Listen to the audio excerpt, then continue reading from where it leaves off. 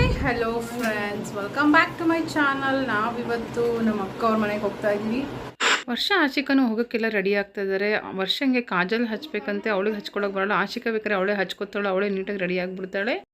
ಮೇಲೆ ಹೇಗೆ ಹಚ್ಚೋದು ಅಂತ ನಿಮಗೆ ಲಾಂಗ್ ವೀಡಿಯೋದಲ್ಲಿ ಬರುತ್ತೆ. ಹಾಗೆ ಕಾರೆಲ್ಲ ವಾಶ್ ಮಾಡ್ಕೊಂಡು ರೆಡಿಯಾಗಿದೆ ಹೋಗೋಕ್ಕೆ. ನಾವು ಅಮ್ಮನ ಮನೆಗೆ ಹೋಗಿದ್ವಿ, ವೆಯ್ಟ್ ಮಾಡ್ತಿದ್ವಿ. ಅನ್ವಿಕಾನು ಬರ್ತಾಳೆ ಅಂತ ಅವಳು ಬಂದಳು. 6 o'clock ಏನೋ ಅಲ್ಲಿ ಬಿಟ್ವಿ. ತುಂಬಾ ಟ್ರಾಫಿಕ್ ಇತ್ತು, ತುಂಬಾ ದೂರ ಇತ್ತು ಊರು ಬೇರೆ. ನಾವು ರೀಚ್ ಆಗೋಷ್ಟರಲ್ಲಿ ತುಂಬಾ ಲೇಟ್ ಆಗಿತ್ತು. ಅಷ್ಟರಲ್ಲಿ ಅಮ್ಮ ನೇತ್ರ ಎಲ್ಲ ಬಿಡಿಸ್ಕೋತಿದ್ರು, ಈರುಳ್ಳಿ ಬೆಳ್ಳುಳ್ಳಿ ಎಲ್ಲ. ಅಂಕಲ್ ಆಗಿ ಚಿಕನ್ ಎಲ್ಲ ತಂದು ರೆಡಿ ಮಾಡ್ತಿದ್ರು. ರೂಪ ಇಲ್ಲಿ ಬಂದ್ರು ಪಾಪ ತುಂಬ ಕೆಲಸ ಮಾಡ್ತಿದ್ಲು.